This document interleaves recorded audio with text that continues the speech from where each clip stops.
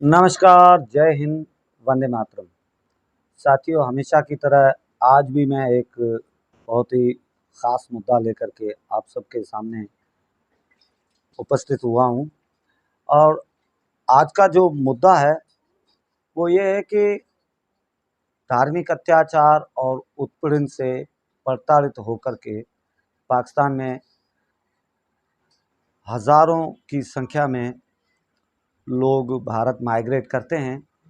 और भारत माइग्रेट करने के पश्चात भी उन लोगों को जो ग्राउंड लेवल पर जो सुविधाएं उपलब्ध होनी चाहिए, वे हिंदू पाक विस्थापितों को सुविधाएं उपलब्ध नहीं होती। मैं उदाहरण के तौर पे आप लोगों से के ये कहूँगा कि चाहे वो जैसलमेर में रहने वाले हिंदू पाक विस्थापित हो, बाड़मेर, जोधपुर, पाली, सिरोही, जालोर, श्री गंगानगर, बीकानेर, इन सभी ज़िलों में जो हिंदू पाक विस्थापित रहते हैं,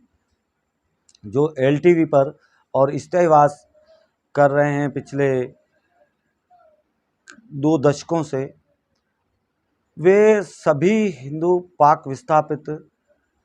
चाहे वो सेंट्रल गवर्नमेंट की बात करूं या फिर स्टेट गवर्नमेंट की, जो योजनाएं स्टेट गवर्नमेंट और सेंट्रल गवर्नमेंट की तरफ से आम नागरिक को प्राप्त होती है,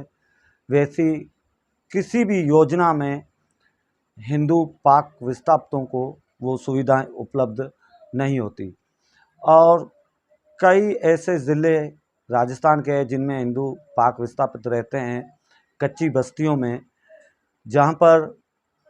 ना तो लाइट की सुविधा है, ना पानी की सुविधा है, ना ही स्कूल की सुविधा दी जाती है हिंदू पाक विस्थापितों को। इलेक्शन के समय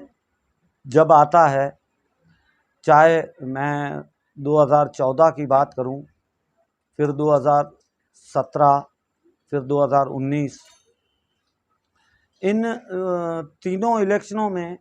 के समय मैनिफेस्टो में राजस्थान की 2 सबसे बड़ी पार्टियां, भारतीय जनता पार्टी और कांग्रेस पार्टी, इन दोनों ने अपने मैनिफेस्टो में, घोषणा पत्र में हिंदू पाक विस्थापितों के मुद्दों को जगह दी थी और लोकसभा के चुनाव में और विधानसभा के चुनाव में इन दोनों पार्टियों ने हिंदू पाक विस्थापितों से मैनिफेस्टो में ये वादा किया था कि जैसे ही हम लोगों की सरकार बनेगी तो हम हिंदू पाक विस्थापितों को आने वाली समस्त समस्याओं का समाधान करेंगे। परंतु हकीकत ये है कि वादे केवल इलेक्शन के समय किए जाते हैं, मैनिफेस्टो में वादे लिखे जाते हैं, परंतु सरकारें बनने के पश्चात ग्राउंड लेवल पर हिंदू पाक विस्थापितों को सुविधाएं 0% प्राप्त होती है। ये बहुत ही निराशाजनक है।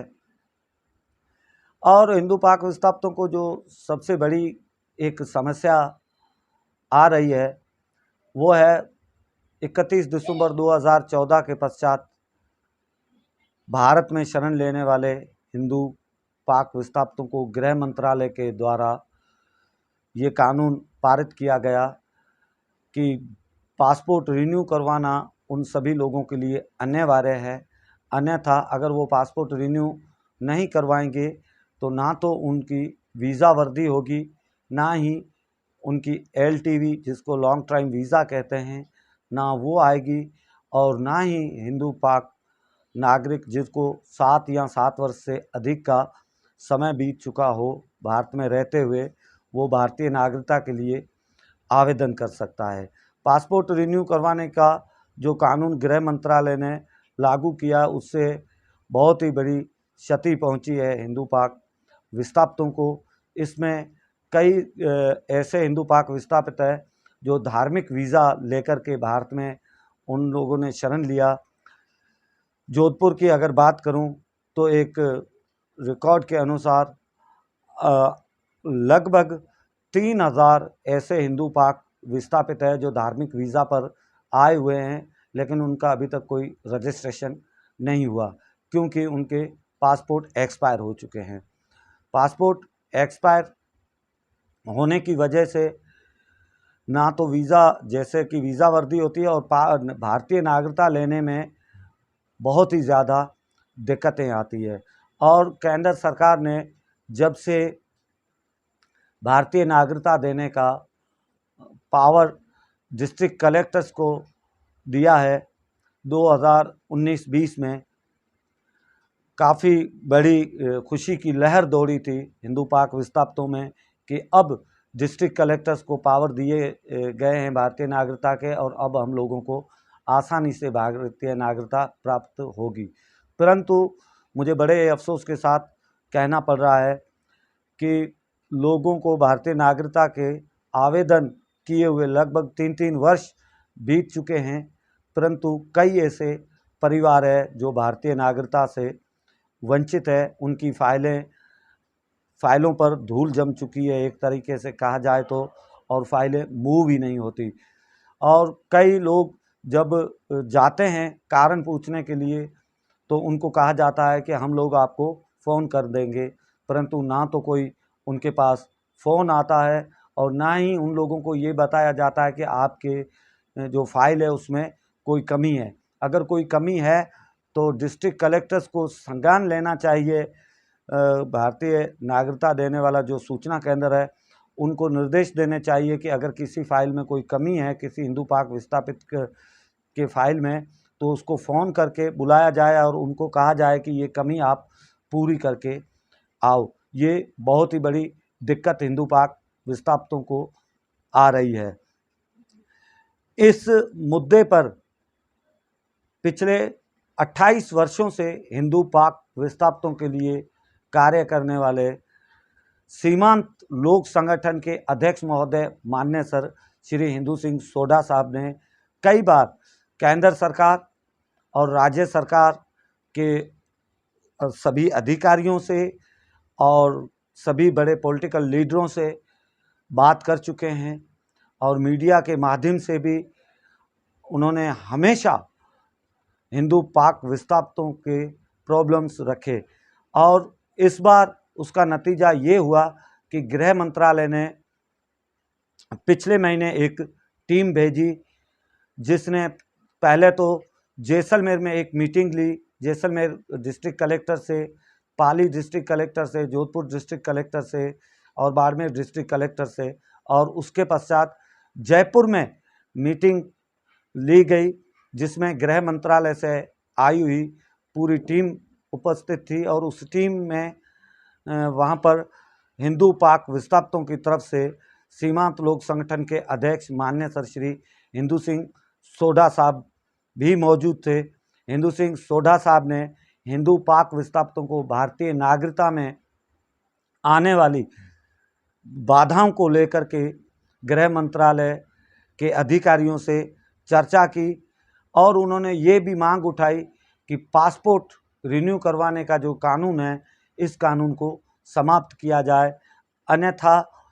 कई ऐसे गरीब हिंदू पाक विस्थापितों के परिवार हैं, वे पूरे अपने जीवन में भारतीय नागरिकता नहीं ले पाएंगे। पासपोर्ट रिन्यू करवाने के लिए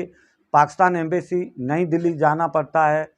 अगर हिंदू पाक विस्थापितों की मैं बात करूं तो औसतन एक परिवार में लगभग 8 से 10 सदस्य होते हैं। अगर वे अपने पूरे परिवार के पासपोर्ट रिन्यू करवाने जाए तो लगभग उनका खर्चा 50,000 के करीब आता है, और पासपोर्ट भी पाकिस्तानी एम्बेसी केवल 1 साल का रिन्यू करके देती है। तो हर साल हिंदू पाक विस्थापितों के लिए पासपोर्ट रिन्यू करवाना आसान काम नहीं होगा। इस कानून को समाप्त करने की पुरजोर मांग रखी सीमांत लोक संगठन के अध्यक्ष महोदय माननीय सर श्री हिंदू सिंह सोढ़ा साहब ने, और भारतीय नागरिकता में आने वाली बाधाओं को लेकर के भी गृह मंत्रालय की टीम से चर्चा की, और कहा कि जिन लोगों ने भारतीय नागरिकता के लिए आवेदन कर चुके हैं, जैसे कि एक उदाहरण के तौर पर जैसलमेर में 200 फाइलें पेंडिंग पड़ी है जिनको 3 वर्ष से अधिक का समय हो चुका है, और जोधपुर में तो ये आंकड़ा लगभग 4 से 5 हज़ार से भी अधिक ऐसी फाइलें हैं जो भारतीय नागरिकता के लिए आवेदन किए हुए लोगों को 3-3 वर्ष हो चुके हैं, लेकिन अभी भी उस पर कोई ठोस कार्रवाई जो होनी चाहिए वो नहीं हुई और ना ही हिंदू पाक विस्थापितों को भारतीय नागरिकता मिल पा रही है। इसके लिए हर डिस्ट्रिक्ट कलेक्टर्स को सूचना केंद्र में बैठे हुए अधिकारी जो भारतीय नागरिकता देते हैं उनको एक निर्देश देना चाहिए, हर महीने एक रिपोर्ट लेनी चाहिए कि कितने लोगों ने भारतीय नागरिकता के लिए आवेदन किए, कितने लोगों की फाइलें पेंडिंग है, अगर पेंडिंग है तो क्यों पेंडिंग है, इस पर अभी तक कार्रवाई क्यों नहीं की गई। ये इस तरह का संज्ञान हर डिस्ट्रिक्ट कलेक्टर्स को लेना चाहिए। और माननीय सर श्री इंदु सिंह सोढ़ा साहब ने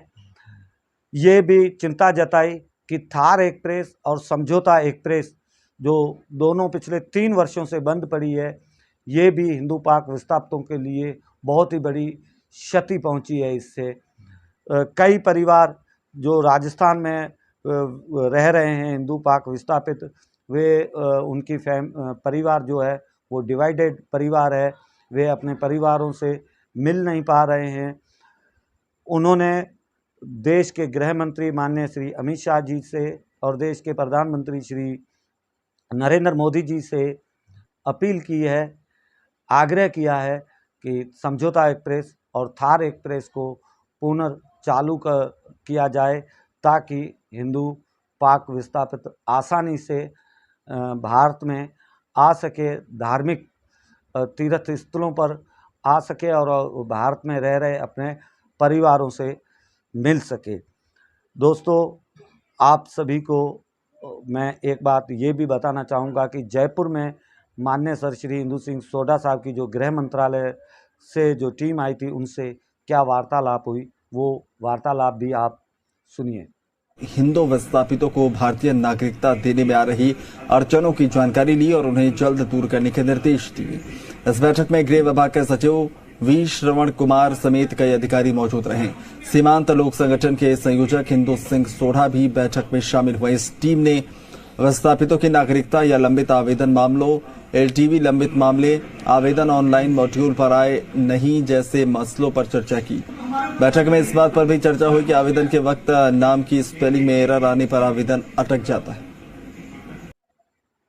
सर श्री इंदु सिंह सोढ़ा साहब ने केंद्रीय गृह मंत्रालय की टीम से आग्रह किया है कि पासपोर्ट रिन्यू करवाने का कानून पूरी तरीके से समाप्त हो और भारतीय नागरिकता आवेदन करने के पश्चात हिंदू पाक विस्थापितों को जल्द से जल्द दी जाए। दोस्तों, आप सभी को मेरे इस वीडियो में दिया हुआ संदेश अगर पसंद आया हो और मेरे वीडियो से आप संतुष्ट हो तो मेरे इस वीडियो को सब्सक्राइब, मेरे इस चैनल को सब्सक्राइब करें, मेरे इस वीडियो को लाइक करें और ज़्यादा से ज़्यादा मेरे इस वीडियो को शेयर करें। मैं अगला एक वीडियो में जब आपके सामने आऊँगा तब मैं नया मुद्दा लेकर के आऊँगा और वो नया मुद्दा होगा CAA बिल कब पारित होगा, कब लागू होगा पूरे भारत में। तब तक मैं आप सभी से आज्ञा लेता हूँ। जय हिंद, वंदे मातरम।